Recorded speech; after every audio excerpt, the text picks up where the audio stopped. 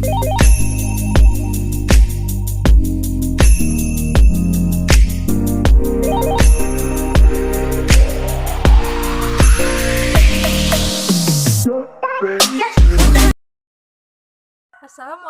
warahmatullahi wabarakatuh.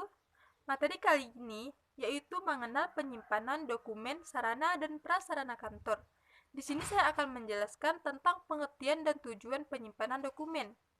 Penyimpanan merupakan kegiatan yang dilakukan oleh seseorang atau sekelompok orang untuk menampung barang-barang kantor yang berasal dari pembelian atau mendapat hibah.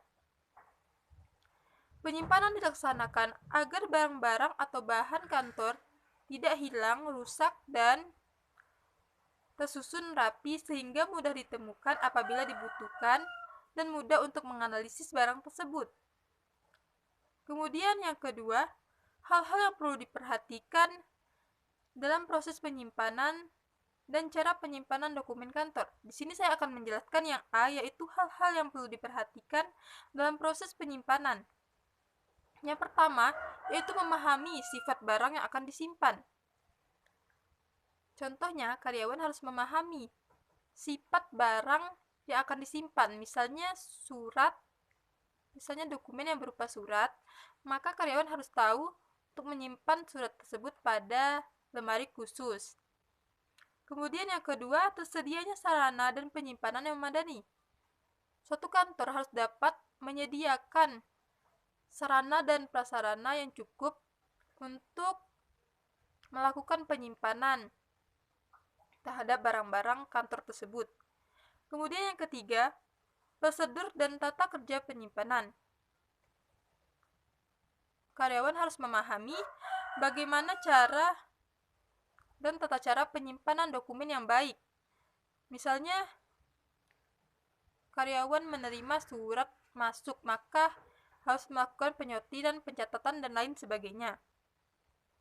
Kemudian yang keempat, biaya yang disediakan. Kantor harus menyediakan biaya untuk melakukan pembelian terhadap barang persediaan. Yang kelima, tenaga yang diperlukan. Kantor di era modern sekarang harus menyediakan tenaga kerja atau karyawan yang mampu dalam bidang teknologi. Kemudian yang keenam, jangka waktu penyimpanan.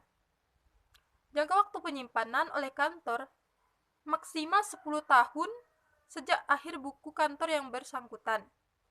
Demikian yang dapat saya sampaikan, kemudian akan dijelaskan oleh teman saya berikutnya. Wassalamualaikum warahmatullahi wabarakatuh.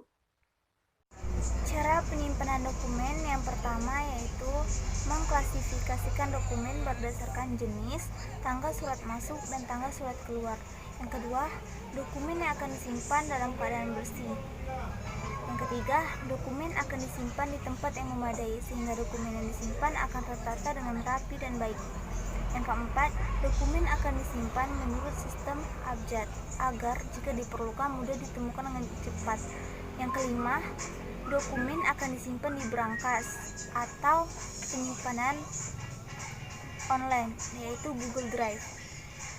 Ruang lingkup dokumen yang pertama ada dokumen literer, yaitu dokumen yang memiliki kegiatan untuk mengumpulkan koran, majalah, brosur dengan sistem abjad agar jika dibutuhkan dapat ditemukan dengan cepat. Yang kedua ada dokumen korporer, yaitu dokumen yang memiliki kegiatan mengumpulkan tulisan kuno, kertas. Yang kedua ada dokumen korporeal, yaitu dokumen yang memiliki kegiatan mengumpulkan tulisan kuno, fosil-fosil, area-area, dan benda-benda kuno. Disusun menurut sistem tertentu. Yang ketiga ada dokumen privat, yaitu dokumen yang memiliki kegiatan untuk mengumpulkan warkat, arsip, dan surat menyurat yang berguna dalam sistem yang telah diterapkan agar jika suatu saat nanti dibutuhkan dapat ditemukan segera. Menelaah pengklasifikasian dokumen kantor.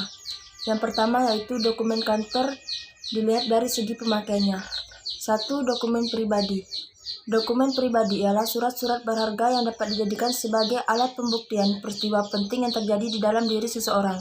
Misalnya seperti KTP, SIM, akte kelahiran, dan piagam. Kemudian yang kedua yaitu dokumen niaga. Dokumen niaga ialah surat-surat berharga yang dapat dijadikan sebagai alat pembuktian peristiwa penting yang terjadi di dalam dunia perdagangan atau jual beli. Contohnya seperti kwitansi, cek, wesel, dan saham. Kemudian yang ketiga yaitu dokumen sejarah. Dokumen sejarah ialah surat-surat berharga yang dapat dijadikan sebagai alat pembuktian peristiwa penting yang terjadi pada masa lalu. Contohnya seperti naskah proklamasi dan naskah Sumpah Pemuda. Kemudian yang keempat yaitu dokumen pemerintah. Dokumen pemerintah ialah surat-surat berharga yang dapat dijadikan sebagai alat pembuktian peristiwa penting yang terjadi dalam pemerintahan suatu negara. Contohnya UUD 1945, Ketentuan Presiden dan Peraturan Daerah. Kemudian yang kedua yaitu dokumen kantor dilihat dari segi nilai gunanya. Yang pertama yaitu nilai penerangan. Nilai penerangan ialah surat yang dapat dijadikan sebagai bukti untuk memberikan informasi bagi masyarakat. Kemudian yang kedua yaitu nilai perdagangan.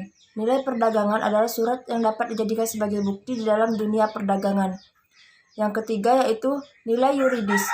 Nilai yuridis ialah surat yang dapat dijadikan sebagai bukti dalam hukum di persidangan. Dan yang terakhir yaitu nilai historis. Nilai historis ialah surat yang dapat dijadikan sebagai bukti pada masa lalu. Sekian dari saya dan akan dilanjutkan oleh rekan saya. 3. Dokumen kantor dari segi sumber dokumen terdiri dari 5, yaitu dokumen dari pihak pemerintah, dokumen dari pihak swasta, dokumen yang bersumber dari kontrak-kontrak barang, lembaga pesuratan dan penerbitan, dan perseorangan. Dokumen dari pemerintah adalah dokumen yang sudah ditetapkan oleh pemerintah pusat seperti undang-undang, keputusan presiden, peraturan pemerintah. Dokumen dari pihak swasta adalah dokumen yang ditetapkan dan diterbitkan oleh pihak swasta yang sudah memiliki kekuatan hukum seperti akta notaris dan visum dokter. Dokumen yang bersumber dari kontrak-kontrak barang adalah dokumen yang dibuat guna untuk mengikat dua orang atau lebih yang berhubungan dengan perjanjian perdagangan, misalnya surat kontrak dan surat perjanjian barang. Lembaga pesuratan dan penerbitan adalah lembaga yang mengurus tentang surat menerbitkan majalah atau clipping. Perseorangan adalah lukisan hasil karya pribadi, misalnya koleksi lukisan Avandi. Dokumen kantor dari segi fungsi terdiri dari 2, yaitu dokumen dinamis dan dokumen statis. Dokumen dinamis adalah dokumen yang masih dapat dipakai secara langsung dalam proses penyelesaian pekerjaan kantor. Dokumen dinamis terdiri dari 3, yaitu dokumen aktif, dokumen semi-aktif, dan dokumen inaktif. Dokumen aktif yaitu dokumen yang masih dipakai secara terus-menerus untuk menyelesaikan pekerjaan kantor. Sedangkan dokumen semi-aktif yaitu dokumen yang frekuensi penggunaannya sudah menurun. Dan dokumen inaktif yaitu dokumen yang sangat jarang digunakan. Dokumen statis merupakan dokumen yang tidak digunakan secara langsung dalam pekerjaan kantor. 5. Dokumen kantor dari segi penelitian terdiri dari 3, yaitu dokumen primer, dokumen sekunder, dan dokumen tersier. Dokumen primer adalah dokumen yang berisi informasi hasil penelitian secara langsung, seperti skripsi, tesis, paten penelitian, dan laporan. Dokumen sekunder adalah dokumen yang berisi tentang literatur primer, seperti bibliografi atau pustaka. Sedangkan dokumen tersier adalah dokumen yang berisi informasi mengenai literatur sekunder seperti buku teks dan buku panduan literatur. 6. Dokumen kantor dari segi ruang lingkup dan bentuk fisik. Dokumen kantor dari segi ruang dan bentuk fisik terdiri dari 3 bagian. A. Dokumen lateral, dokumen yang dibuat dengan cara dicetak, ditulis, digambar atau direkam, di mana proses dokumen lateral menekankan pada informasi yang terdapat pada benda seperti buku, majalah, koran, pita, kaset dan filem. B. Dokumen korporal, dokumen yang berwujud benda sejarah dan disimpan dalam museum seperti keris, arca, batu, pakaian adat, mata uang kuno dan lain-lain. C. Dokumen privat, dokumen yang berwujud surat atau arsip. 7. Dokumen kantor dari segi ruang lingkup kerja pemerintah. Dokumen kantor pemerintah merupakan surat-surat penting yang dapat digunakan sebagai pembuktian dalam kegiatan pemerintah seperti undang-undang pemerintah, peraturan pemerintahan, keputusan presiden, perjanjian kerja antar negara dan dokumen-dokumen sejarah. C. Mengenali proses pembuatan dokumen kantor. 1. Surat penawaran barang. Surat penawaran barang merupakan surat yang dibuat oleh penjual kepada calon pembeli untuk menawarkan barang atau produk. Surat penawaran ditulis dengan maksud agar setiap perusahaan dapat menjalin hubungan kerjasama yang baik dengan perusahaan lain. Bagian-bagian dari surat penawaran yaitu kop surat, tempat dan tanggal surat, nomor, perihal dan lampiran bila ada, alamat yang dituju, salam pembuka, isi surat, salam penutup, dan nama pengirim dan tanda tangan. Surat permintaan barang adalah suatu surat resmi dari pembeli kepada penjual agar dapat diberikan atau dikirimkan barang yang sesuai dengan syarat-syarat yang tercantum dalam surat tersebut.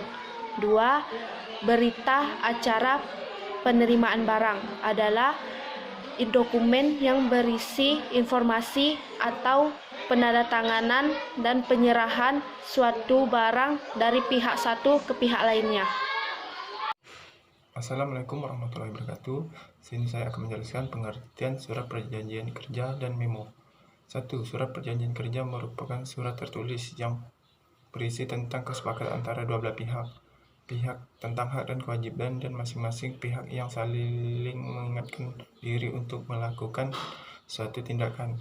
Surat ini dibuat sebagai bukti autentik bahwa pihak tersebut telah menjalin kerjasama atau kesepakatan. Surat perjanjian juga dapat dijadikan sebagai acuan ketika seseorang ingin menggugat karena telah melanggar kesepakatan yang telah dibuat dalam surat tersebut. 2. Memo merupakan surat khusus untuk keperluan dalam kantor. Penyampaian memo disampaikan secara horizontal dan vertikal. Secara horizontal ditunjukkan kepada pihak yang memiliki jabatan setara, sedangkan vertikal ditunjukkan kepada atasan, kepada bawahan, atau sebaliknya untuk memerintah atau mengingatkan suatu tersebut. Sekian dan terima kasih.